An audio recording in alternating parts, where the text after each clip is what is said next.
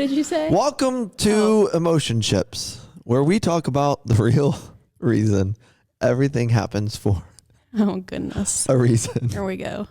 Buckle up, everybody. I'm your host, Charlie Carroll.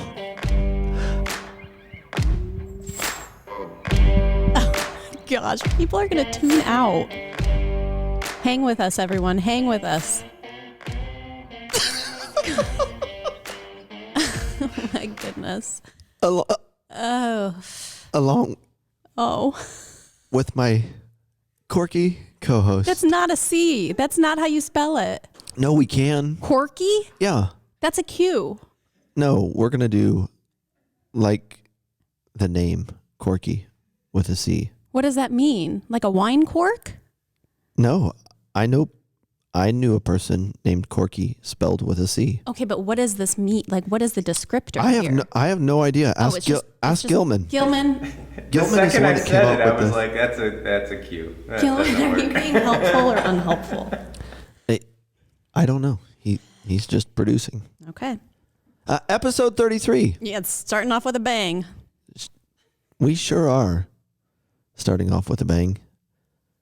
Episode 33. Never thought we'd get there. Really? Really? Yeah, you know. Come 33. on. You never know. Things change. This is a big one for you. Yes. 33. Table 33. Yeah. Maybe we do a little commercial. Larry Bird, 33. Other famous number 33s. I was just talking about Table 33. Oh. Episode 33 brought to you by Table 33. 33. Yes. Welcome to the podcast. Not our Sorry strongest beginning. Not our strongest. Oh, I mean, it's authentic. Just a note, we don't edit these episodes. If you haven't been able to tell that. Yeah, we just roll with it. I thought we would start the podcast off with something fun. I love it. As if we're not already having enough fun. Well, the other day, my son told me that Siri will flip a coin for you. Did you know that? You can say, "Hey Siri, flip a coin for me." Uh-oh. See? Oh. She's listening. She's always Which is listening. another thing. It's amazing how much our phones listen to us. Amazing. And is nobody one word talks for it. about it. I feel like people do talk about it. We're talking about it a little bit more now than we have, but for years, our phones have been not only like listening to us, but capturing all of the words in our environment. Yeah. And throwing that data back. And the way the big tech companies get away with it is by just assigning a number to you, and that number replaces your identity. But I was saying to you earlier before we hit the record button that I was talking with my wife this morning about a delivery that is coming here to the church. Mm-hmm. And literally I get an email from someone in the UK and it's, a scam saying your delivery for today failed. And just one example, I mean, obviously I don't quite, what's the scam there? Well, they wanted me to click on a button, but I know better. So I looked up the email address as to who it was coming from to see that it was somebody that just wanted my information, because if you click on that link, then you open up your computer and your information to them, and they try to, they can try to steal your identity. But what most people are familiar with is just social media. Mm-hmm. I mean, whether it's Facebook and Instagram or Twitter or any of the recognizable social media platforms, they give it to you for free for a reason. Right. And they're just harvesting your data and figuring out more clever ways to put things in front of you that you've been talking about and that you want. Did you ever watch Saved by the Bell growing up? Oh, of course. I liked Zach. What was his last name? Morris. Morris, thank you. There was an episode where he put subliminal messaging. Did you ever see this episode? No, I don't think so. On like a cassette tape or something? Yeah. In order to get his teacher to like cancel the test or something? Yes. Anyways, it reminds me of this because the messaging is everywhere. Yeah. Subliminal. And oh, yeah. That was a big thing if you were raised in church. The guest speakers that would come through and talk about those hidden messages in rock music. Oh, sure. Why you didn't need to be listening to that. Yeah. They were talking about sacrificing puppies and things that would definitely compromise your future. I feel like a lot of people don't talk about it because we don't know where to take the conversation. Like, what do you do about it? Well, Is there settings or something? no, there's nothing you can do. So maybe that's why we don't talk about it. It's kind of a dead end conversation. We just are all aware that they're listening. Yeah. I mean, it's something eventually that someone will come up with a way to make money off of a social media platform without having to harvest or take your data. Obviously, I've been working on something like that for 8 years and I'm still working on that.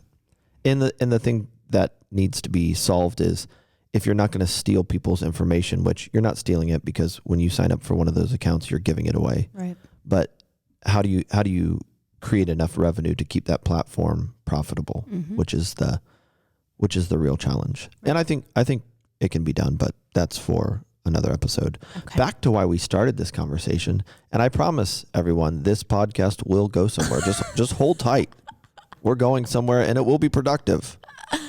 So here's what I thought we would do. Okay. There's a feature over here on our podcasting board where I have hooked my phone up to it and we've never made a call. We're 33 episodes in and we've never called out. So I thought what we could do is ask Siri to flip a coin for us. And whoever loses, we're going to call our mom. Okay. We're going to call our mom live right now and just wish them a great day to test the technology and see where the conversation goes. What do you think? I mean, I think so many things, but it's already out there. So go ahead. I wonder if your mother has my phone number in her phone so that she would. No, she 100% does not. Oh, well, we can still call if you lose and see if She'll answers. see it's a Dayton number and she's going to think that I'm dead. Oh, well, good. She'll answer. Oh, yeah. Maybe she won't. Or that could say something too. Okay. What are you choosing, heads or tails? We're going to call, one of us are going to call our mother, ladies and gentlemen. What are you choosing? I'll say heads. I'll say heads. Heads. Tails never fails, but Mal's choosing heads. Here we go. Hey, Siri, flip a coin for me. It's heads this time. Oh, shoot. That means I'm calling my mom. Marty. Hold on. Here we go. Where are you? Let's see how this works. Here we go. Yes.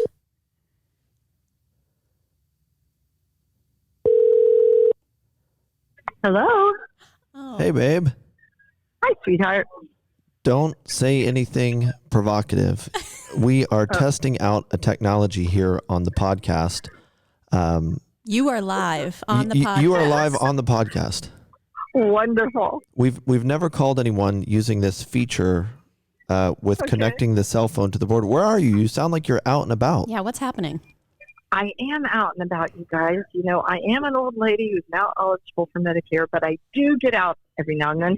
I'm having breakfast with your grandmother, rather. Your son's great grandmother. Oh, where are you at? We are at Bob Evans okay. out here on 75. So not can you table hear me? 33. Oh, we can hear you clearly. Well, let's not get too upset about that. I'm a big fan. Sure.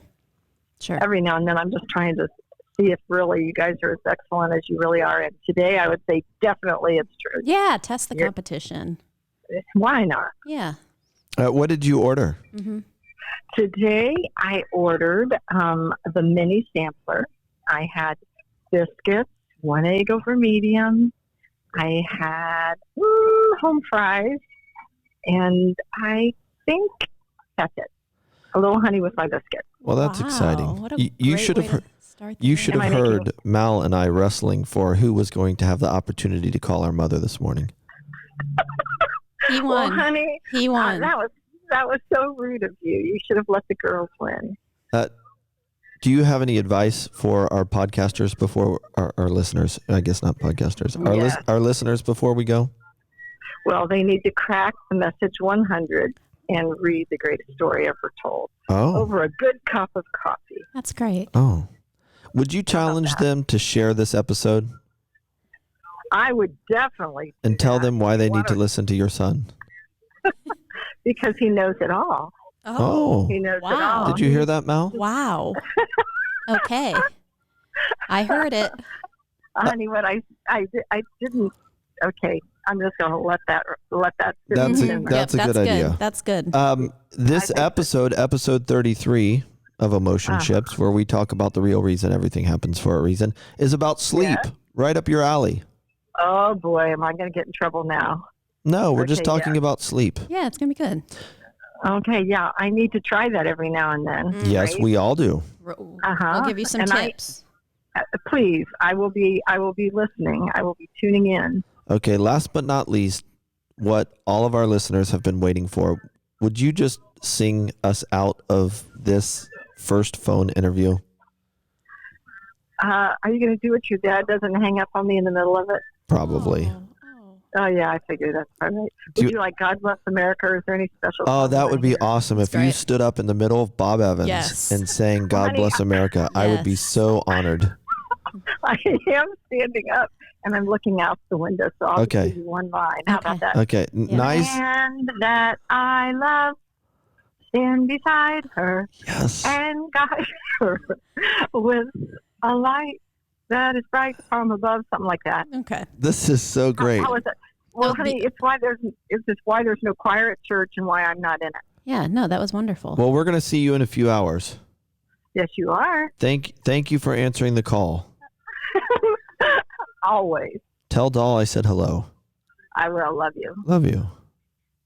Wasn't Wow. that great? That was, yes, What a exceeded my expectations. What a mother will do for their children. Yeah, I don't know that my mom would have actually Sung a song Yeah. for us. Do you want to try to call her anyways? I don't. Oh, okay. No, let's get to it. Carolyn, no offense if you're listening. No, but maybe episode 34 will be her lucky episode. PepsiCo, speaking of sleep, and that's what this episode is about, Okay. just came out today. They are getting into the sleep business. The caffeinated beverage? Yeah. Okay. Yeah. Drift Well is going to be the name of the beverage, which is pretty interesting because PepsiCo has been in the caffeine business for a long time. Yeah. Did you used to drink Mountain Dew? Oh, I guess a little bit. That was the thing when we were in high school. If you were going to be cool and go without a lot of sleep, Right. you were going to drink the dew. Yes. Do the do. Oh, do the dew. Yeah. But yes, they are coming out with an amino acid FDA approved supplement Oh. used for sleep and relaxation. Why? That seems like a little bit outside of their wheelhouse. Well, Oh. I think it's because of how many people are struggling with sleep these days, and they see an opportunity. I mean, most big businesses, like this is in Bloomberg. We'll put it in the notes. We'll put a picture up for you. Most big companies look for opportunities, gaps in the marketplace. Yeah, but I would, if I were them, I guess maybe I don't think the right way. I would just capitalize on the product they already have, because people can use that when they're tired. If they're not sleeping, drink Pepsi. Wake you right up. Well, now they're trying to work both sides of the coin. Okay. If you want to go to bed, drink Drift Well. The new drink is a part of what the company calls a functional category of beverages that aim to help consumers with very specific needs. What's it taste like? Does it give a flavor? That's a really good question. They're talking about all of the innovation. Oh, it's enhanced with CBD. Okay. Yeah. All right. And the article is talking about Coca-Cola getting into this game as well, Sure. trying to help people sleep. You know, it is a very fascinating topic. As you know, I have struggled to sleep for years, and in the last 6 to 12 months have started to really get a handle on that. But there's always been, well, for a while there has been in this culture a cool factor associated with sleeplessness and staying up late and getting up early, especially in the business world. Yeah. Well, it's like a hustle thing. Yeah, for sure. And I mean, there's something to be said about it. I can remember, you know, I used to pride myself on getting into the office by 6, a couple of hours before anybody else got there, so that I could have time to myself without being interrupted. Yeah. That's what I am in the season of life. Well, I'm in a weird sleep season of life because I have babies. But like today, I got up at around 5 just because I need some peace and quiet. Yeah, For sure. That's when I can get it. Yeah. Well, there is an art to sleep that there's science, and there is a part of it that is about art. And the reason for that is not everyone is the same. And there are different seasons that we go through with different challenges. And it's really about understanding who you are as a individual if you are going to hack your sleep and sleep well, which I pulled an article up here about the connection. This is from Johns Hopkins and hopkinsmedicine.org, which we'll put this in the notes as well. Just the connection between cancer and a lack of sleep, which makes complete sense because often, in most cases, cancer is the manifestation of a lack of energy, that cells lose their power in their battery pack, which is the mitochondria.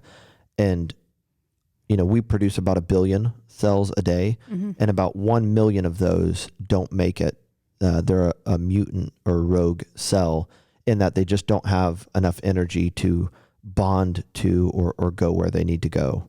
And so they become quote unquote cancerous cells because they don't have enough energy. And that's, on a micro standpoint, looking at our biology, that's what we're talking about. Like everything is a matter of life. And the way we measure life, one of the ways we measure life is in hertz, which hertz are measuring how many times something moves per second. And so there are different organs that we have in different parts of our body that are supposed to function at a certain level of hertz in order for us to be healthy. And then all the way from food to thoughts to people to environments, there are things that either add to our hertz and our vibrations and make our energy go up, or there are those same things, thoughts, food, environments, and people that pull that down.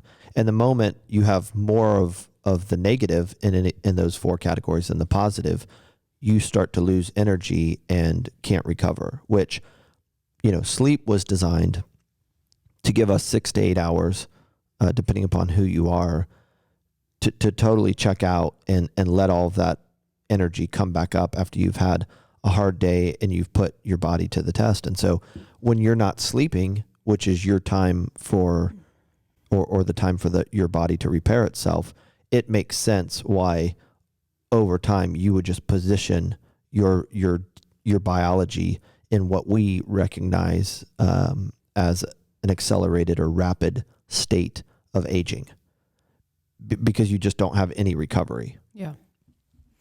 So what are you, I guess there's so many things that are connected to sleeplessness. Well, I think there's a lot of people out there that are listening to us and struggling with sleep. Yeah, but can you bring it to a core struggle, or does it just depend on the person? Like, is it anxiety? Is it, we talk a lot about, and I know my daughter has just like a really busy mind, like me. And so it's really hard to turn it off. So I'm I'm curious, like what you think some of the root stuff is with not being able to sleep.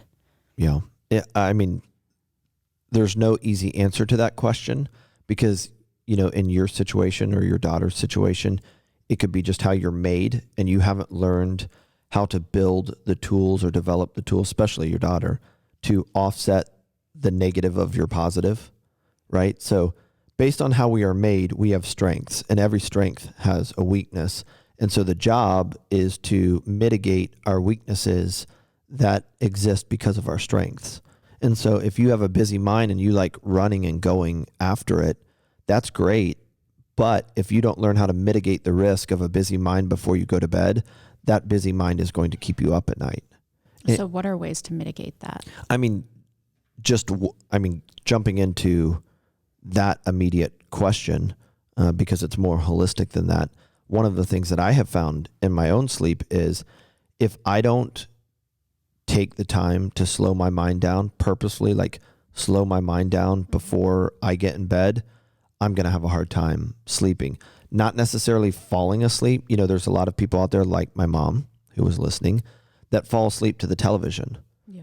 And the reason why they fall asleep to the television is because it's a distraction to the busier messages that are between their ears. Right. And so they have to put something on to distract themselves, which that can be better than nothing. But at the same time, you know, we tend to be poor in this country when it comes to understanding like the core issues of something like sleeplessness and the ramifications of it. That, you know, I took a little heat last year or the year before for writing a blog post that said cancer doesn't begin with a diagnosis, which, you know, I stand by my words, and I was not trying to be offensive to people that have cancer, but the culture of this country is that until we're diagnosed, we don't have cancer. But the truth of the matter is everyone has cancer. Everyone has cells that are rogue or mutant cells every day. About, 1 million of your billion cells don't root. And if you don't have an open lymphatic system, which is your body's sewer system and how it eliminates not only environmental stresses and toxins and things within, like the preservatives in your food, right? Not only does your lymphatic system get rid of all of those things, but when you have a toxic thought, there are parts of that thought that produce chemicals in your body that are made to just for a moment move you out of that situation. But then your body needs to get rid of those chemicals or those endorphins and hormones because they're harmful for you. Mm-hmm. We've said on the podcast before that after a gazelle outruns a lion, which is not often, they'll stand over to the side of the big field that everybody is in, and they'll pee themselves in order to get rid of all of those hormones that will wreak havoc on their visceral organs, so that they don't stay there. And so that's kind of how we were made. We're made to deal with tough things really quick, but we're supposed to be able to get past them and move on. And so, everybody knows, going back to that illustration, what that feels like. If you've got to get up and give a speech in front of people, or you're getting ready to confront someone, that's why you have to pee, because your body is preparing you for this challenge. We call it fight or flight hormones. And the body will do that to amp you up and help you like get the courage to go through with it. But then the body needs to get rid of those things. Right. You're not meant to stay there. And so in a lot of cases, we see people that are stuck in fight or flight and they can't sleep because their body is working against them. Yeah. Okay. So it sounds like from what you just said that, getting your Mallory is playing the therapist role today. Lay on the couch. Yeah. That the lymphatic system is getting that to work for you will help with your sleep. That's one way. Yeah. I mean, for those that are listening, you're going to have to be patient and work with us, because in order to have great sleep, you have to come at it from multiple angles in order to sleep. I think of, knowing we were talking about this today, I was thinking about with our security company, back in 2004, we were doing a very specific security detail for a paper company here in Ohio that was getting ready to shut down. And when they announced that they were going to shut down, there's a lot of emotion around that. And so our security team was brought in to kind of like guard the assets and keep people safe as they were shutting the plant down. And this paper plant was like, it had 2 levels, 2 floors underground, and it was like 5 or 6 blocks big. I mean, it was a huge manufacturing facility of paper. They made and delivered a lot of the paper in the country. And just how complex the factory was, with all of these machines that literally you were watching the temperature of the water that was coming in from the city. You were measuring chemicals on the hour, just all of the maintenance that went into making this thing function. Like, that makes me think of our bodies. Yeah. That you can't just say, well, make sure the water temperature is between 72 and 74 degrees and you're going to be okay. Like, they had to watch hundreds of different things in order to get the factory to produce and do what it was supposed to do. And our bodies are the same way. There's just a lot of different parts to this factory, right, that need to be looked after if we're going to sleep the way we need to sleep, which the purpose of sleeping well is to help us recover so that we can be stronger tomorrow and stay vibrant. And so just staying focused on the mind for a moment, having a busy mind, if you don't purposely meditate or pray or read before you go to bed to slow yourself down, that could also be practicing, breathing exercises. Mm-hmm. You might fall asleep because you're exhausted, which happens, but then most people eat too late, which is, around 7 or 8 p.m. And the problem with that is your digestive system, which rests upon and is controlled by your nervous system, both of those systems have to stay on. And so when I eat, I can still fall asleep. My mind can still allow, certain parts of the factory to shut down. But the people that are waking up between 2:30 and 3:30, yes, that's me, each day, often are people whose bodies finally get through the last bit of food or drink, the calories that were put in, and now the blood sugar drops. Yeah. And when the blood sugar drops, the body's response to that is it gives you a release of cortisol, which is a fight or flight hormone, in order to get the heart going a little bit more, not to harm you, just to make sure that the pressure is right. And that wakes people up. Yeah, that's totally me. I fall asleep fine, and then like 2:30 or 3, I wake up like ready to start the day. Yeah. And I'm like, sure. oh my gosh. And then I'm just watching minutes pass by. It happened to me last night. I fell asleep relatively fast because I did what I was supposed to do and took a hot shower and stretched and, laid on top of the covers with a fan going so it was nice and cool, which the National Sleep Institute recommends that you sleep between 62 and 67 degrees. Okay. Now, that being said, I was talking to a manager at Table 33 last week. Yes. Let's not reveal their identity. You know who you are. Yes. Talking about 72 to 75 degrees in their home. Oh, yeah. I would absolutely die. Yes. Yes. No, he or she said 75. I mean, I would absolutely die if my house was kept. One of the things that I really like about winter is that you don't have to work to get it cold and keep it cold in your house. Yep. And so nevertheless, I took my shower, I stretched, and then laid on top of the covers so I could bring my body temperature down. Yeah. And then when I get too cold, I put the covers up and fall asleep. And I woke up and I'm like, oh man, I feel good. Yeah, let's go. And look at the clock, get out of bed and look at the clock and it's 12:53. Oh gosh, that's the worst.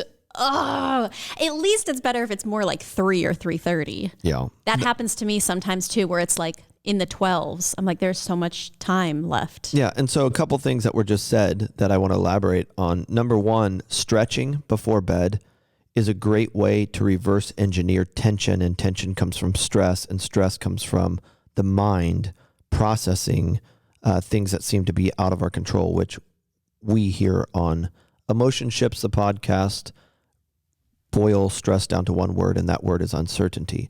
So uncertainty in the mind produces reactions in the body that create tension in the muscles. You can reverse engineer that to make things better by stretching and getting rid of tension, which actually will help the mind relax and release itself so that you can sleep better. And so if you're listening to this and you struggle with sleep and you toss and turn, one of the things that you can do is take a hot shower so that you can calm down, and that will help your nervous system. Another thing that you can do is make sure that you're finished eating and you put the last thing in your mouth, whether it be eating or drinking, 3 hours before you go to bed. Okay. Which doesn't seem fun in American culture, right?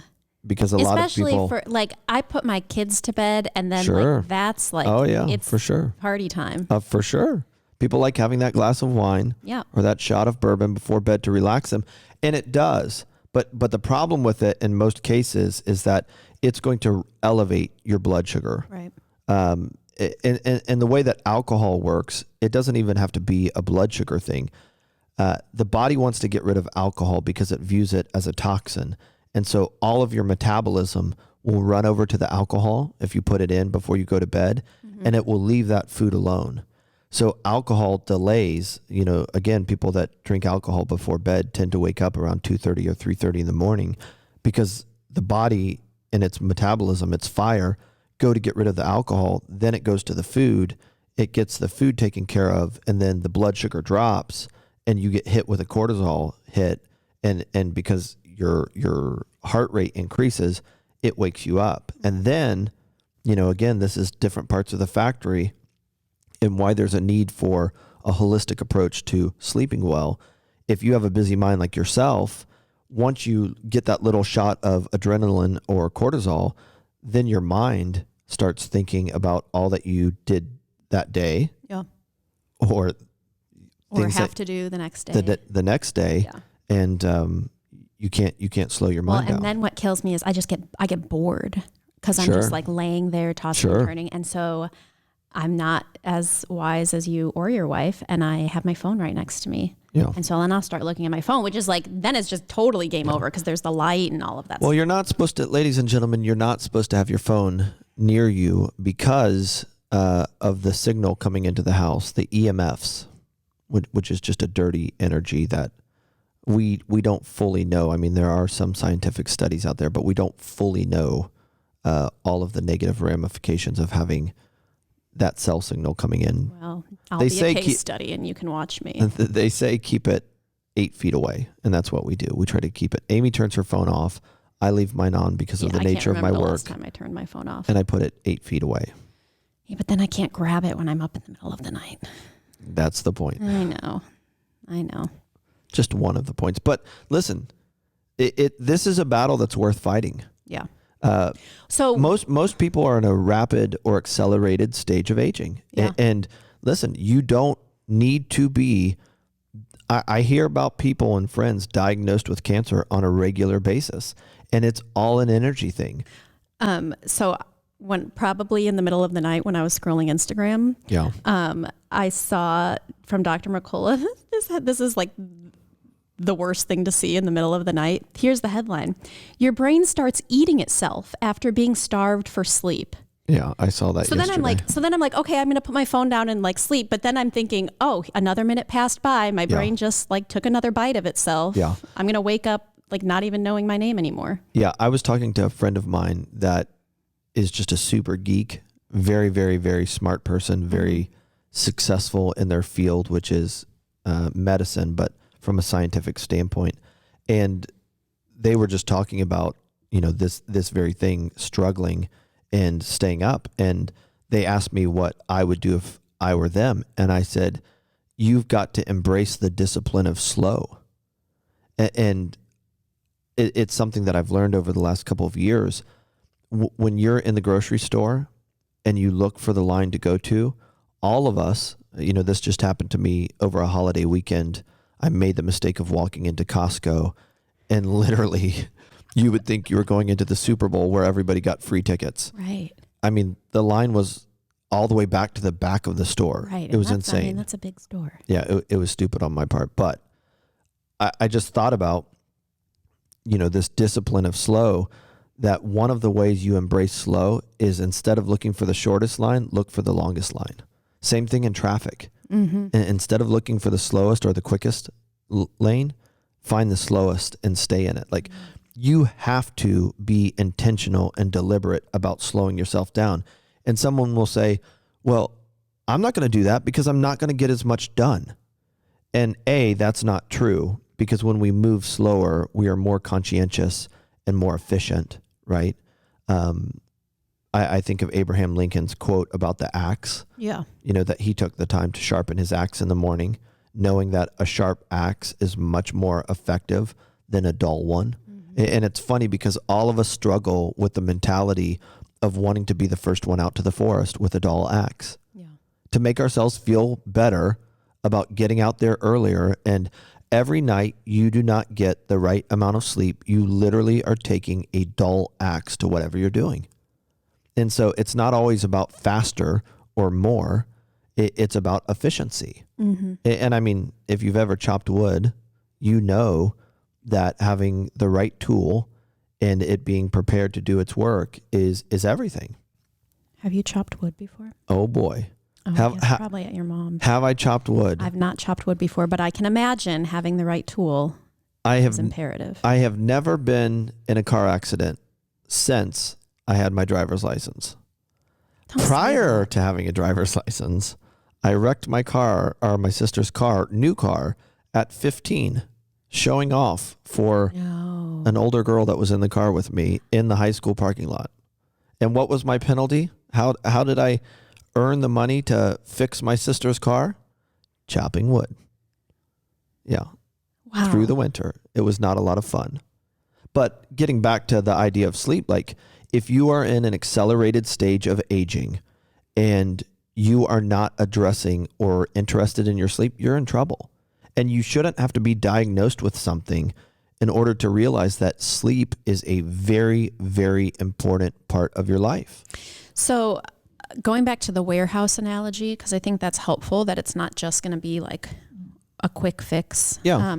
But also that's kind of overwhelming to me, just to be a little bit honest, like to even begin to identify and address all of the different pieces of the puzzle and figure out what works for me. Well, yeah. And that's why I said it's a journey. It's a never ending journey because your life changes. What can you tell us, like, what is in the warehouse? Like, what is it, like mind, body, like give us a little layout? Sure. We can address the different areas of the factory. That would be helpful. Right. The technical name for what we're talking about in your case is hyperarousal. Okay. Yeah. Hyperarousal, ladies and gentlemen. Okay. It's just the idea of you're excited about life, you're doing a lot, and you cannot slow down. Yeah. You cannot bring the mind down. Because I remember growing up, if I would wake up at like 12:30 in the morning, I'd be like, yes, I have so many more hours left to sleep. And now I wake up and I'm like, oh, come on. Yeah. Come on, morning. And I don't think it's as difficult as people make it. I think we just have to be more intentional. And, you know, because of Body Garage Dayton, you and I have started wearing a Whoop band. Oh, yeah. I was going to bring that up. Yeah. Some wearable tech. Yeah. Whoop, WHOOP, Whoop band, which measures all of these vitals to include deep statistics on your sleep. Yeah. Right. Tracking your sleep. And, you know, now I've got a series of about 20 questions that my Whoop band through the app ask me before I go to sleep. Yeah, that's what I was ask me about my day. That's what I was going to bring up because I just got mine, so I don't think I've even had it a week. Yeah. So far, my sleep is not so being hot. reflected very well. But the questions that it asks you in order to kind of calculate how your sleep was, I think they're helpful in identifying maybe things to think about that you wouldn't normally think about. Yeah, no doubt about it. Some of the questions that it asks me, you know, it doesn't say anything about CBD. It just says marijuana. Okay. So we'll say, did you have any marijuana today? And every time I answer that question, because I do use CBD and THC products for sleep, every time I answer that question, I think about the future interview where they're going to pull that data and say, oh, right. You answered 570 times that you used marijuana. Yeah, right.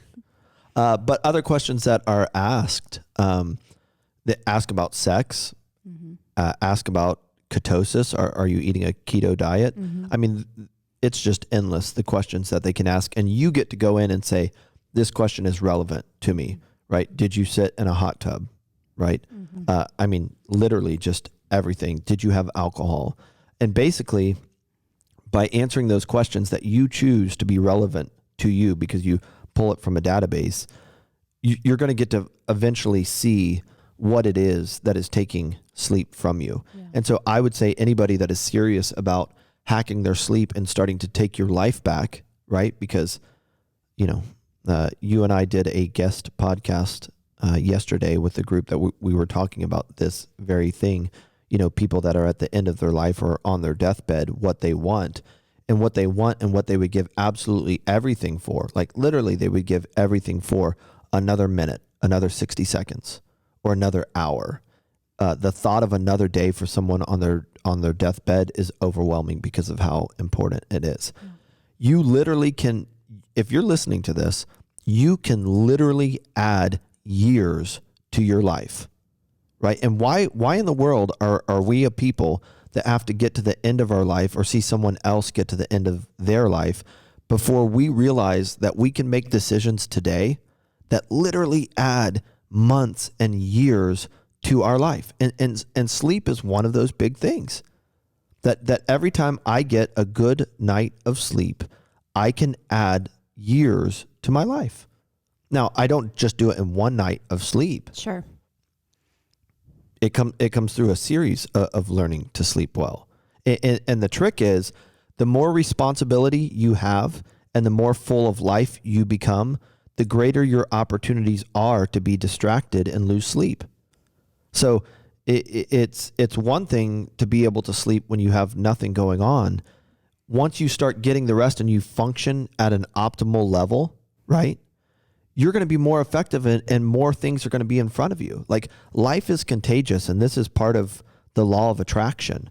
When you start taking care of yourself and sleeping better and you're vibing right, you can do better deals and more things come in front of you and greater opportunity, which means more success, which means a greater opportunity to be distracted by all of those things. Mm-hmm. I was just telling someone the other day, after addressing, one of the most recent things that I have done is through Body Garage Dayton. I had blood panels taken, and it showed that I was in the average range for testosterone, but not the ideal range. Okay. And so our medical director put testosterone pellets in my side, which has really, really helped me with my sleep and my aches and pains. Mm-hmm. And what I was saying to someone the other day is, now that I feel like phenomenal and I'm out like crushing it when I'm jogging, like running times like I used to run when I was in high school, mm-hmm. I feel so good that I'm losing some of my discipline when it comes to stretching and taking care of myself. Yeah. Because we often, too often, if you're an amateur, your disciplines and habits are driven by your weaknesses. And we do need to have disciplines and habits that are intentionally being addressed by our choices, right? That our habits and our discipline is purposefully put in place to correct bad habits or to bring up weak places in our life.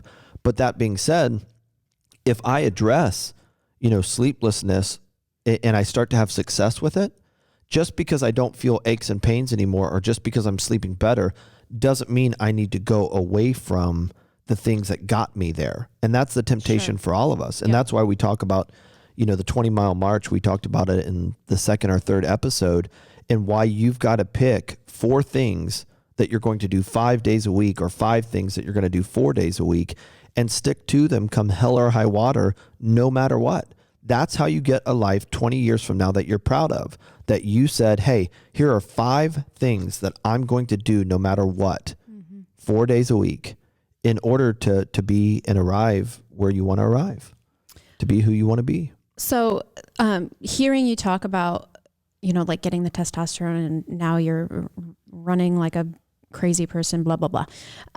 Feels so good. Yeah, that's great. But I'm curious, there can be a cycle that somebody gets in. And I feel like I've been here before, where you're just, whether you're actually like depressed or you're just not excited about life. Sure. Right. And so, I'm not saying that this is your mom, but the example that you used of how she falls asleep with the TV on, like, you don't really want to be alone with your thoughts. Yeah. And so how can you start to trip up that cycle? Because it just seems a little bit hard to get out of, right? Like, I don't want to be alone with my thoughts. And so I'm not sleeping well. And I'm not sleeping well because I don't want to be, you know what I mean? And so, how do you get out of the whirlpool? Yeah. Right. Because you're the one that got the water moving that way in the first place. And then you don't even know that you're in it anymore because you've been in it. Right. And so they're hearing what you're saying and they're like, okay, that makes perfect sense. But it's not that simple. Yeah. Like, there's something going on 24 hours a day. Sure. Yeah. So the other night I finally did something that I've been wanting to do for 3 years, and that is watch the movie The Darkest Hour about Churchill. Oh, was it good? I wanted to see that. Yeah. I mean, as long as you're not tired, because it's not full of action. I mean, but yes, it's a good movie and I would highly recommend it. And I was reminded, like, I really love Churchill, right? Just I love how direct he was and how confident and secure he was in himself. And he has that quote that I was reminded of that says something like, and sorry for those of you who are big Churchill fans, and I'm not going to get this word for word, but he said, he who refuses to change his mind will change nothing, right? Nothing will change for them. Gotcha. Yeah. We can probably look that up actually. Okay. Hold on. To get the official quote, but Well, it's like if nothing changes, nothing changes. yeah, for sure. I'll look it up though. Hold on. Yeah. To honor Winston Churchill. Yes, it was much more eloquent. But the point is that it starts with having a posture of the mind that realizes as you grow and morph and change and evolve, you have to have a mentality that matches it. And so I am always suspicious of my brain's desire to put everything in a box and ask no more questions, because the brain's role is a threat assessment tool that wants to protect you from the unknown. And that can, if I let it, keep me from suspecting that there's not a better path or a better life out there for me. And so I purposefully have to be open to change. Yeah. And so did you find the quote? Those who never change their minds never change anything. Yeah. I think it's close to what you said. And so if you're listening and you're stuck in a cycle where you don't want to live, or, there's a difference between Monday and Friday, or you keep waiting to the next family gathering or birthday party or whatever it is, those are just signals that something needs to change. And again, people will be quick to want to divide the body up, speaking of that factory, and saying, well, all you need to do is address the water and you'll be fine. No, like, you are a complex manufacturing facility that has multiple areas that not only needs maintenance here and there, but needs preventative maintenance where you're ahead of potential problems. Yeah. And so, getting back to your question where you said, hey, let's talk about the different areas of the factory that can be addressed. The mind that we've already addressed in this hyper arousal state where the nervous system is just going crazy is one area. Like, what are you reading before you go to bed in order to, or how are you meditating to slow yourself down? In an ideal world, you're not watching television or listening to music, but you're reading something, because a lot of us cannot read faster than we can think. And so when I read, I force my thoughts to slow down. And when I force my thoughts to slow down, I slow my mind down. Yeah. Meditation, where if you just practice trying to block everything out and seeing how long you can do that, most people can only last 10 to 15 seconds of trying to block every thought out and just being present, right? Being aware of their body temperature, being aware of aches and pains, being aware of their posture. Like, even that form of meditation where you try to increase the amount of time that you can block everything out is a great discipline for slowing the mind down. Yeah. So you have the mind is one major area of the facility. Your physical body is another major area of the facility. Like, where's there tension in your body? And the truth of the matter is, when we talk about chiropractic, which I'm a believer in chiropractic. Geesh, that was hard. Well done. There was a lack of sleep. I'm a believer in it, but here's the deal. If you're just getting cracked and popped on a regular basis, but you do nothing to address the tension in your life, where does tension manifest? Oh, thanks for asking. It manifests in the muscles.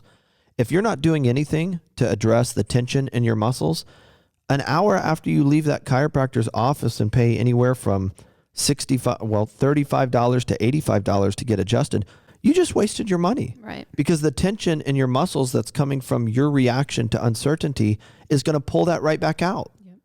And there's a lot of great chiropractors out there. There are also a lot of chiropractors out there that, allow people to just keep coming in and getting cracked and do nothing about the tension that is coming from their thoughts and their mind. And so another area of the facility is just like your physical biology and where is there tension in your system.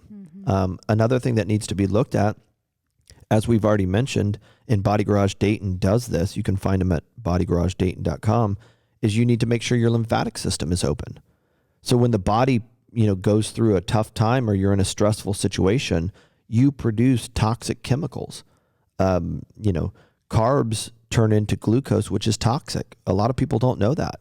When carbs are metabolized, they turn into glucose, and glucose, when it binds together in strands, becomes glycogen, and that's poison.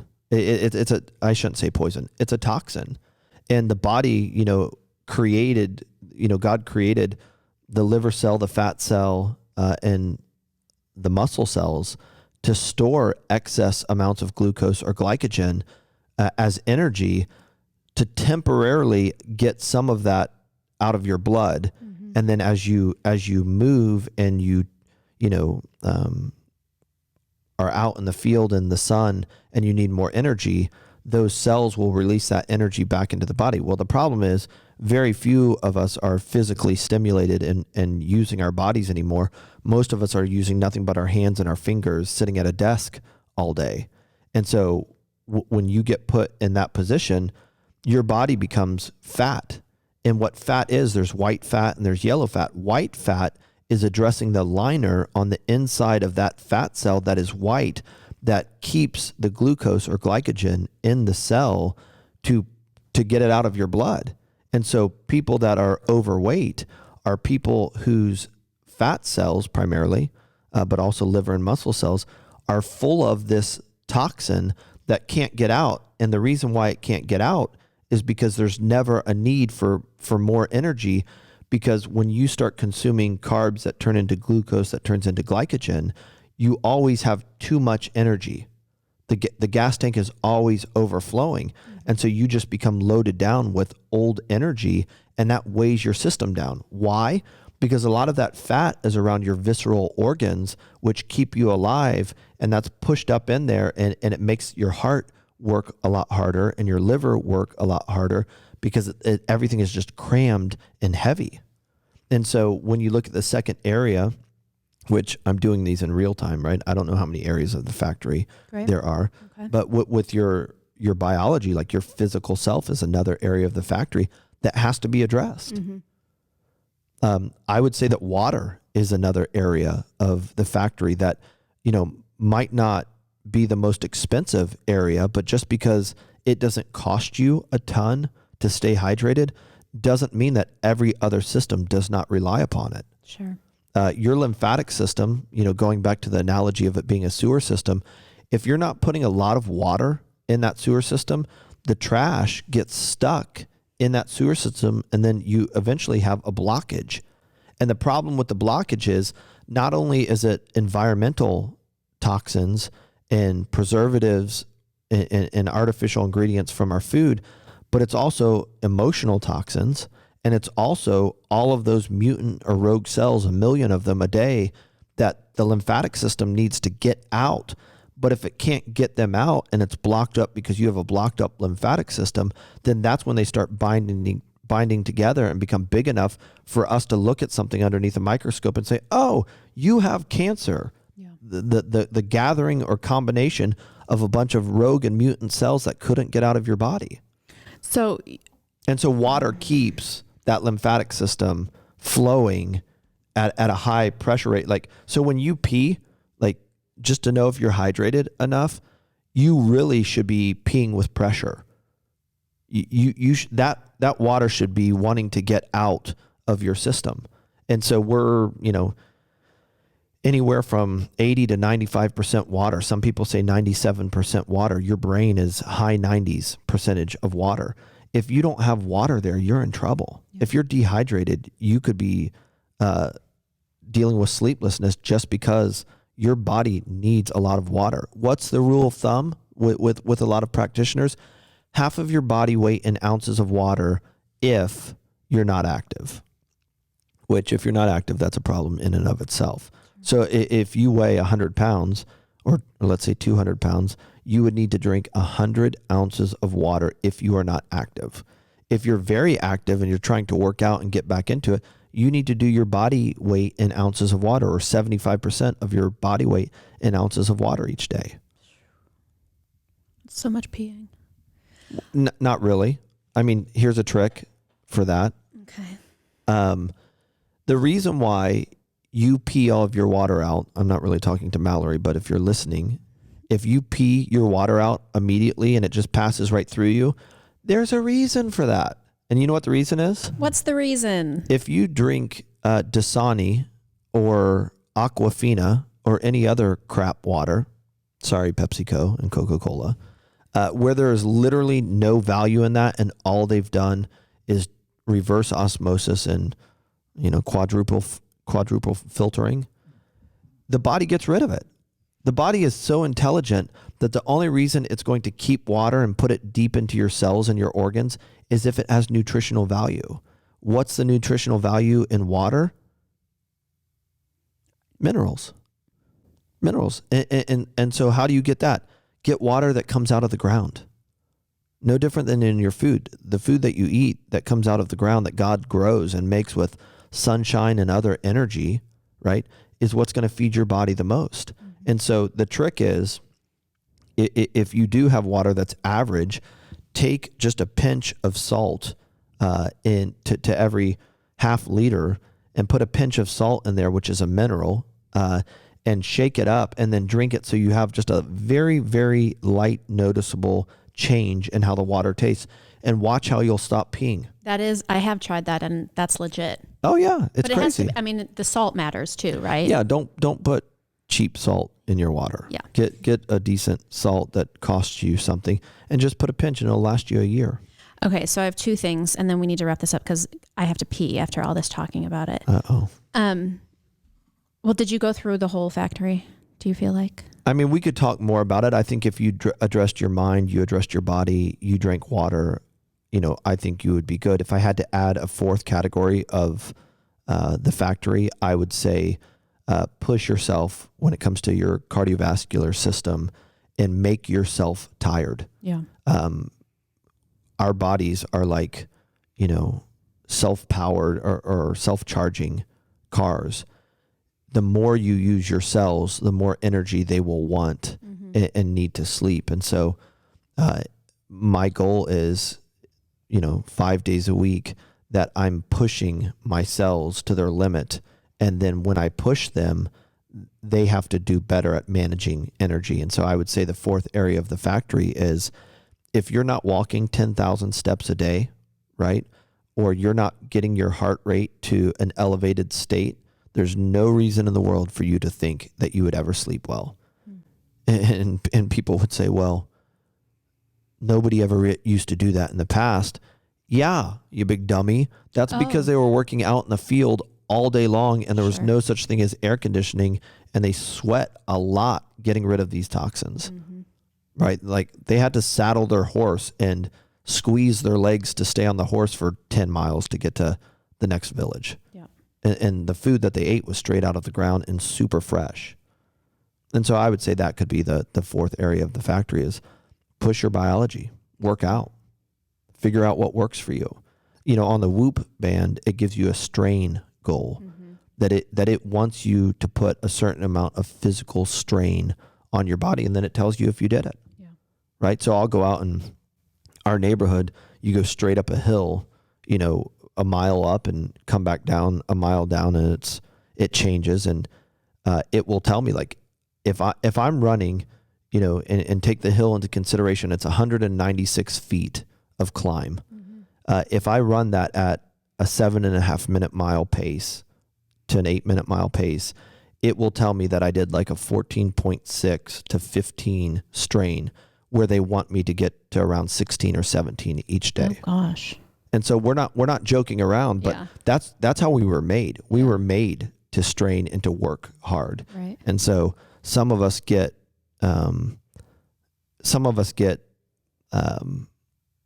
just overwhelmed by our inability to sleep, but there's a reason for it. And if you're struggling with back pain and certain things don't work, which is so normal, that certain systems shut down and we get into this state of max adaptation where your hips don't work anymore and you wobble and you're all locked up. Like, you need to go to Body Garage Dayton. That's why we opened it, because I had a lot of these problems myself.